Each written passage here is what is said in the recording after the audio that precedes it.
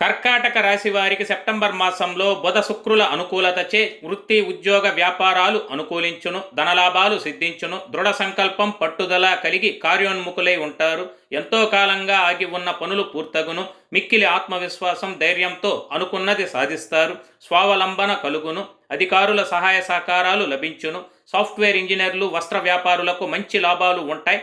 విదేశాలకు వెళ్ళడానికి చేసే ప్రయత్నాలు అనుకూలించగలవు. నూతన వ్యక్తుల పరిచయ లాభం, శత్రువులే మిత్రులగుదురు. తండ్రి వంశ సహకారం లభించును. ఎన్ని కష్టాలు ఎదురైనా అన్నింటినీ ఛేదించుకొని విజయం సాధిస్తారు.